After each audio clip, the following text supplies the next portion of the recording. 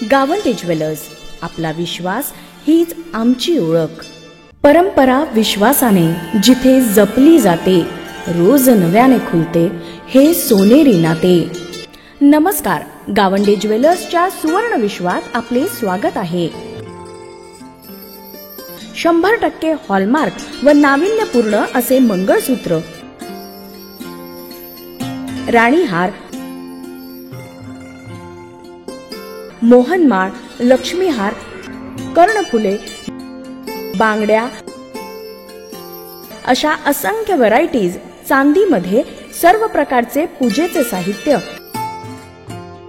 व gift articles, सुवर्ण संचय व अक्षय सुवर्ण योजना, अल्पावधीतच आपल्या सर्वांचा विश्वास संपादन करणारे परतवाडा शहरातील पहिल्या क्रमांकाचे सुवर्ण दालन। आजच भेट द्या Gawande jewellers, Jagdamba Chowk, Paratwada. Phone number 7378557777। एकीकडे अचलपूर विधानसभा क्षेत्राचे आमदार बच्चू कडू अपंगांच्या मागण्या पूर्ण करण्यासाठी हजारो कार्यकर्ते अपंग बांधवांसोबत आक्रोश मोर्चा काढत आहे, तर दुसरीकडे अचलपूर तहसील कार्यालयासमोर अपंग जनता दलाचे धरणे आंदोलन सुरू आहे। नमस्कार, मी मोनी व आपण बघत आहात सिटी न्यूज परतवाडा।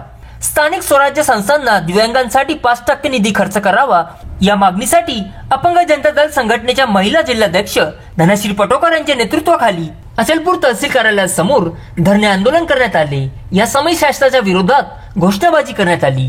केंद्र व राज्य शासनाच्या वतीने अपंगांचा जलद गतीने विकास व्हावा म्हणून विविध योजना राबविण्यात येतात, मात्र तालुक्यातील अपंग निराधार या योजनेच्या लाभापासून वंचित आहेत। अनेक दिव्यांग बांधव सरकारी कार्यालयात रोज चक्रा मारतात, तरी त्यांचं काम होत नाही। अनेक वेळा पत्र दिले, निवेदन दिले, तरी सुद्धा प्रशासनातील अधिकारी कर्मचारी झोपेचे सोंग घेतात।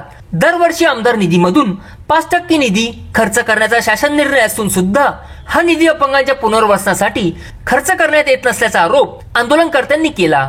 म्हणून आज अपंग जनता दल सामाजिक संघटनेच्या अमरावती महिला जिल्हाध्यक्ष धनश्री पटोकर यांच्या नेतृत्वात क्रांती दिनानिमित्त अचलपूर तहसील कार्यालयावर धरणे आंदोलन करण्यात आले। या आंदोलनाची तात्काळ दखल घेत तहसीलदार डॉक्टर गरकल यांनी सर्व दिव्यांग बांधवांना चर्चेसाठी बोलावून घेतले। या चर्चेदरम्यान तहसीलदार यांनी संबंधित कर्मचाऱ्यांना त्याबाबत आदेश देण्यात येईल। दिव्यांग बांधवांच्या कामात कोणतीही कर्मचारी हयगय करणार नाहीत असे निदर्शनास आले तर संबंधित कर्मचाऱ्यांवर कारवाई करण्यात येईल असे आश्वासन दिले। या आंदोलनासमयी धनश्री पटोकार, सरोज पुंचे, राजेश पटोकार, शेख जहूर, सुनीता बारसकर, माया पटोकार, अनिता पटोकार, आशिष बारवे, उमेश राजने, प्रमोद जाधव, राकेश पटोकार, वर्षा खळके, उमेश मावस्कर, हिरालाल मेटकर यांच्यासह असंख्य अपंग बांधव सहभागी झाले होते। तहसील कार्यालयासमोर तुम्ही आमरण उपोषणाला बसलाय, नेमकं काय कारण काय झालंय?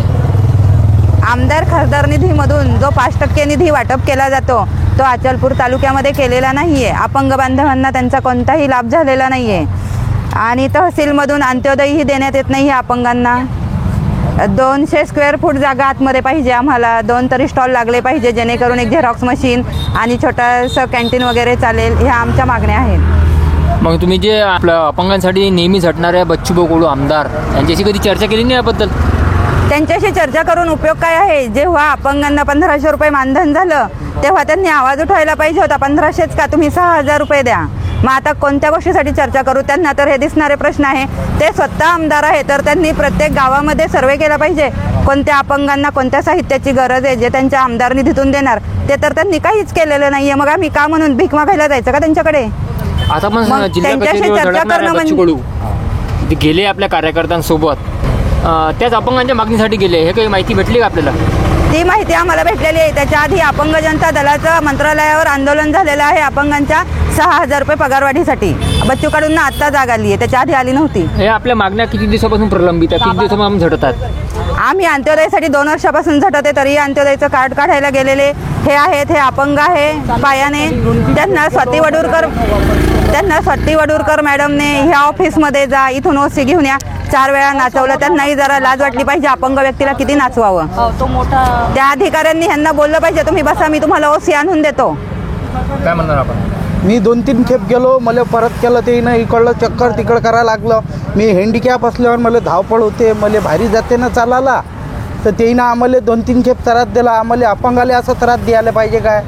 आमच्या मागण्या पूर्ण झाल्या पाहिजे जे आहेत आणि आणि आपल्या तहसीलमध्ये एक बोगस अपंग तलाठी लागलेला आहे रवींद्र वाट. त्यांचीही चौकशी करण्यात यावी असं आम्ही निवेदन दिलेलं आहे. बोगस लोकांची तहसीलमधून पंचायत समितीतून जे नोकरीवर लागलेत त्यांची चौकशी होऊन त्यांची हकालपट्टी झाली पाहिजे. त्यांना योग्य ती त्यांच्यावर कारवाई झाली पाहिजे, शिक्षा झाली पाहिजे. सदरचे निवेदन आपण तहसीलदार साहेबांना दिले का मग? हो दिले ना, निवेदनामध्ये तो विषय आहे. का म्हणणार? अजून त्यांनी चर्चा नाही केली. आम्हाला त्या रवींद्र वाटचं काल हे हँडिकॅप सर्टिफिकेट आले पण UDID महत्त्वाचं असतं ते त्यांनी दिलेलं नाही आहे. आणि जरी दिलं असेल तरी पुन्हा तपासणी करा आणि त्यांचे पर्सेंटेज दाखवा.